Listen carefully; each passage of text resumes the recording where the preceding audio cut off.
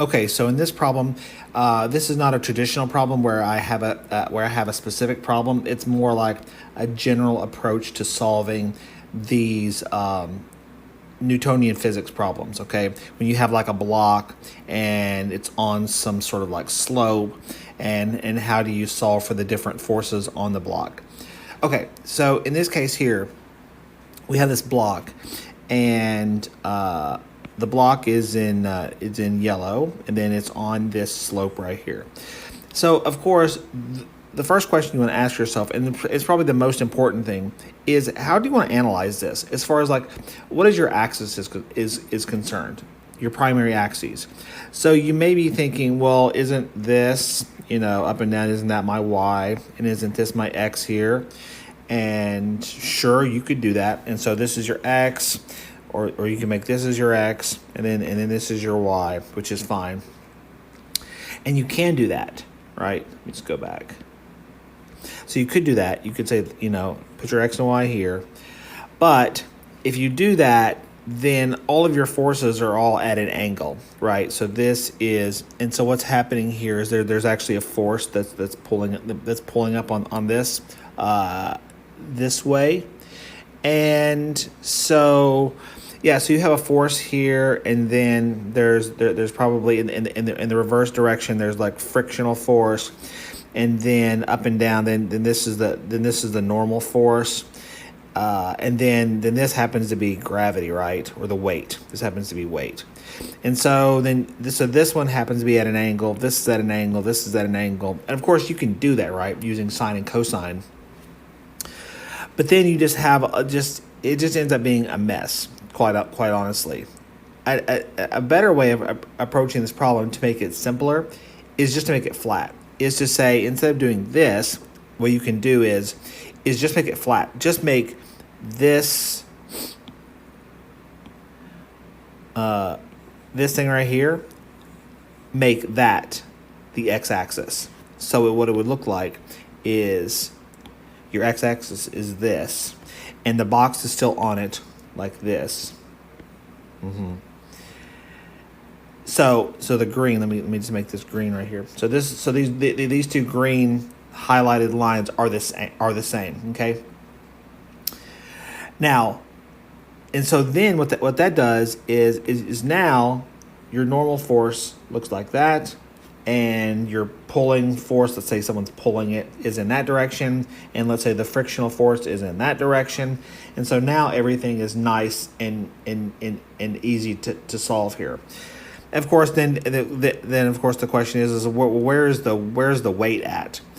Well, you'd have to go back to the original problem. Okay, the original problem. So let's say this line here represents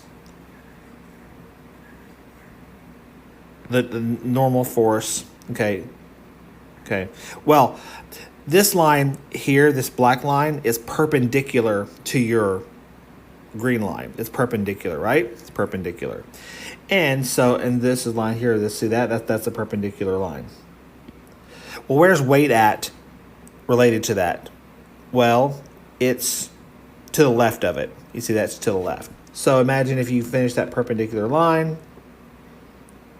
you draw like to the left, and there it is. And so there's your weight. So this would be weight. Then this force is normal. It's normal to the line, of course. And then let's say this is your pulling force, whatever. Someone's pulling it, and let's say the other one is friction. Friction, friction, kinetic. We'll say K for kinetic friction, right? But in this problem here, it should change it to this guy. In this problem here, we only have one vector. This W vector here has to be separated into two components. Everything else is fine. We can just do the pulling vector, the pulling force, the normal force, and this frictional force. They're all fine. It's easy. The only thing we have to adjust is just the weight vector. Whereas this one over here, there's three vectors that have to be pulled apart into their separate components. Okay. So yeah, so my point is you can do it either way. What I like to do is just say, is there a way for me to change my axes, my x and y axes, to make the problem easier to solve? And you may be thinking, can you do this? Yeah, you can do this. You can do it. You can make your axes wherever you want. Okay, just make sure that just make sure that your x and y axis are orthogonal or 90 degrees to each other. Okay. So, if you have an axis like, oh, here's my whatever, my x-axis, fine. Then your y has to be like that. Okay? They just have to be 90 degrees or orthogonal from each other. So, yeah, so you can see here I did it, and then this going from this to this makes it easier to solve the problem. Okay. The other one I want to show is this one right here. Is we have a block. Oh, sorry, that's not what I want.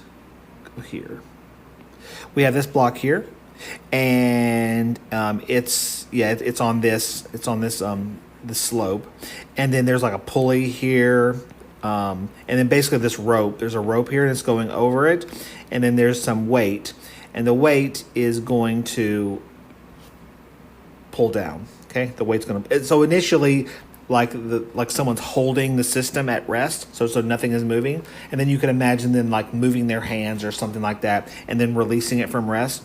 Then once that happens, this weight, we'll call this like block A and block B.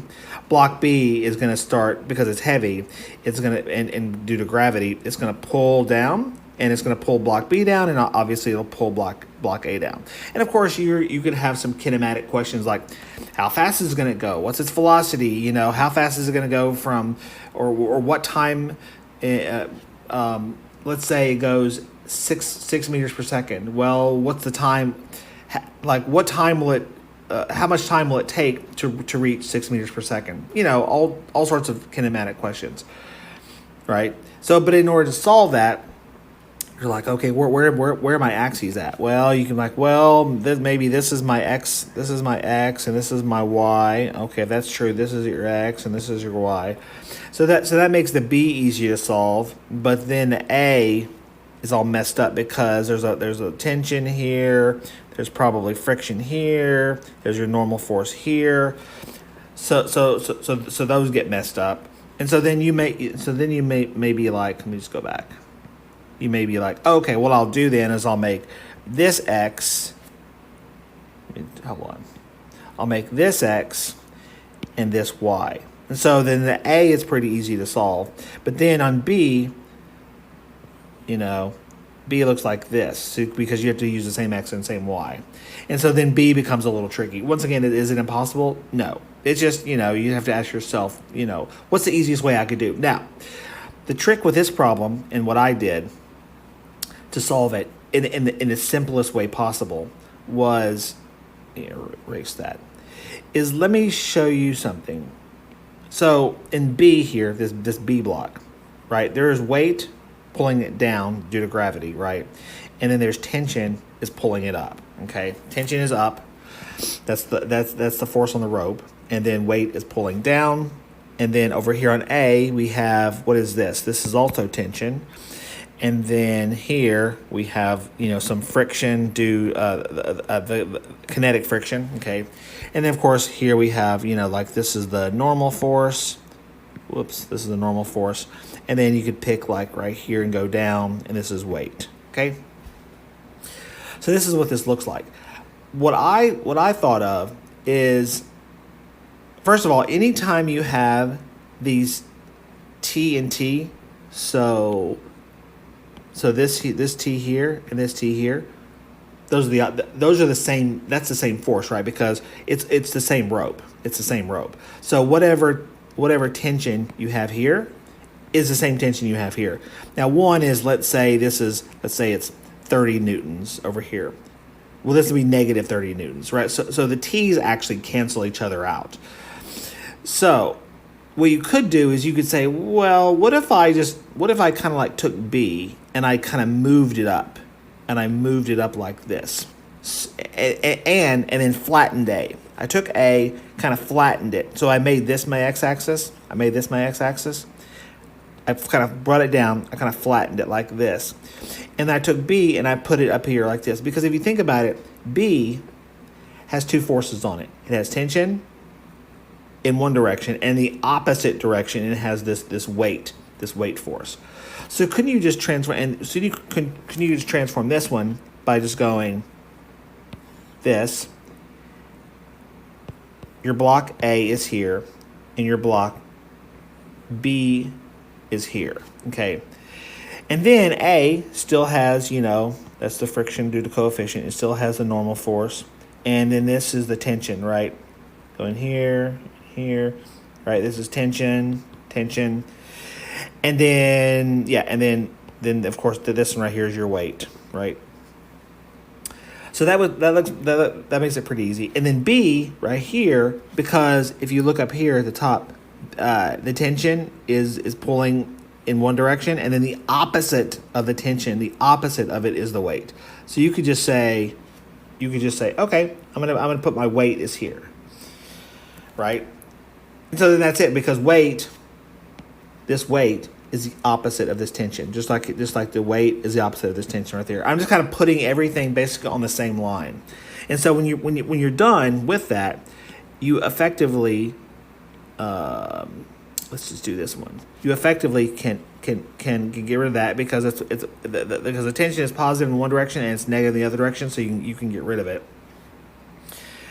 And now all you have is just this weight over here and this force, this frictional force, okay? And remember, these two things should balance out, the normal and the weight, because it's not this thing is not accelerating up or down in the y-axis. It's not moving up or down in that axis, right? So these should balance each other out. The only things that should be imbalanced are this and this, okay? That weight and then the weight actually should be stronger than the kinetic friction, okay? Anyway, and I did it, and the problem worked out, and I got the right answer. So I took this. Basically, what I did was, again, I took this problem right here, which could have been a little bit trickier, and I just made it into almost essentially a one-dimensional problem, okay? And I didn't have to figure out a bunch of sines and cosines and things like that. So once again, if you using this up here, using this, and using this, try to figure out what axes do you want to use. Where is your X and where is your Y? And then put those together, and then see. Remember about removing these internal forces. See, if I just want to maybe I want to expand upon that for just a second. Let's say I had some A block, and then there's some B block here, and then there's like a C block or something like that, and then there's some forces between these two guys, right? There's a force here, there's a force here, there's a force here, and there's a force here, and let's say there's a force pulling this way and a force going this way. Well, let's imagine this is tension. So there's tension this way and there's tension this way, and let's call it, maybe this is T1, and let's call this maybe T2 tension. Because these things are opposite, because this is going in one direction, this is going the opposite direction. You can, if it's like +3 and -3, these end up negating each other. Just like here, +3, -3, these end up negating each other here. So the only force you actually end up with is just like this one, this side, and this side, okay? Because the internal ones end up canceling each other out. And so this can be like another like trick, if you will, to help solve these problems